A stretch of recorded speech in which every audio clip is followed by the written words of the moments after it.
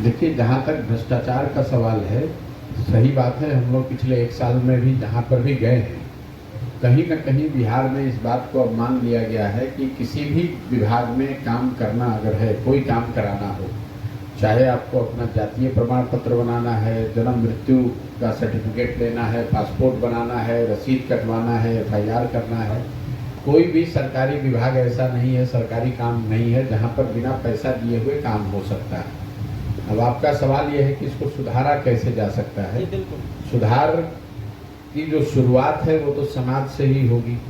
अगर जब मैं हर जगह अपने भाषणों में बता रहा हूँ कि अगर आप वोट देते समय ही खुद पैसा लेकर वोट देंगे, खुद अगर आप मुर्गा भात खाकर, पैसा लेकर या दारू का पाउच बॉटल लेकर अगर आप वोट देंगे, तो निश्चित तौर पर जो जनप्रतिनिधि चुनकर आएंगे वो चोरी करेंगे ही करेंगे। तो सबसे पहले जो शुचिता है वो समाज से शुरू होनी है। समाज में लोगों को इस बात की जब तक समझ नहीं होगी कि अगर आप पैसा लेकर वोट देंगे तो जो नेता भी चुनकर आएगा उससे आप ईमानदार व्यवस्था की उम्मीद नहीं रख सकते, तो वो प्रयास है। दूसरा प्रयास ये है कि समाज से अच्छे लोगों को ढूंढ कर लाया जाए जो जनप्रतिनिधि के तौर पर जहां तक हो सके ईमानदारी से काम करें। तीसरा प्रयास ये है कि सरकार जब बने तो उसमें बड़े स्तर पे जन भागीदारी हो। अभी की जो व्यवस्था है ये जनता के द्वारा या जनता के प्रतिनिधियों के द्वारा नहीं चलाई जा रही है, ये तो अफसरों के द्वारा चलाई जा रही है। तो too much of centralization of power की मुख्यमंत्री और उनके 4-5 अफसर मिलकर ही ये तय करते हैं कि कौन सी योजना चलनी चाहिए, उस योजना में कितना पैसा जाना चाहिए। वो टू मच सेंट्रलाइजेशन से भी करप्शन बढ़ता है। तो मैं इस पक्ष में हूँ कि बहुत बड़े स्तर पर सत्ता और संसाधन का विकेंद्रीकरण होना चाहिए। स्वच्छ लोग चुनकर आए, जनता सही लोगों को चुने। दूसरा है कि सत्ता और संसाधन का विकेंद्रीकरण हो। तीसरा है जन भागीदारी।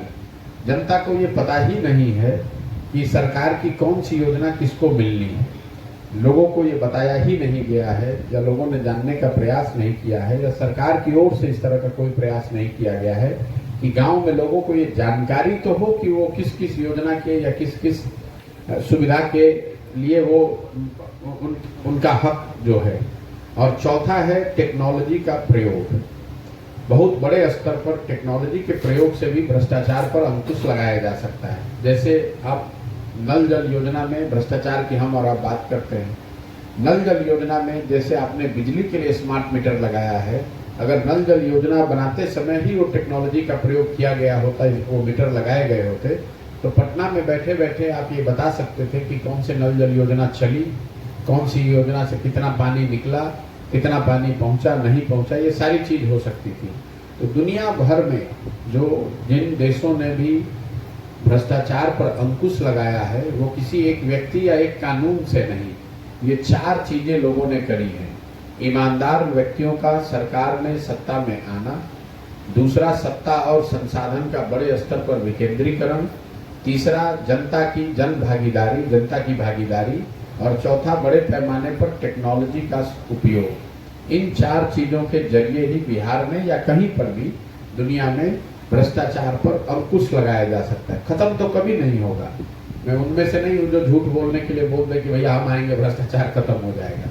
भ्रष्टाचार को खत्म नहीं किया जा सकता है, इस पर बहुत असरदार तरीके से अंकुश लगाया जा सकता है, और अंकुश लगाने के यही 4 तरीके हैं।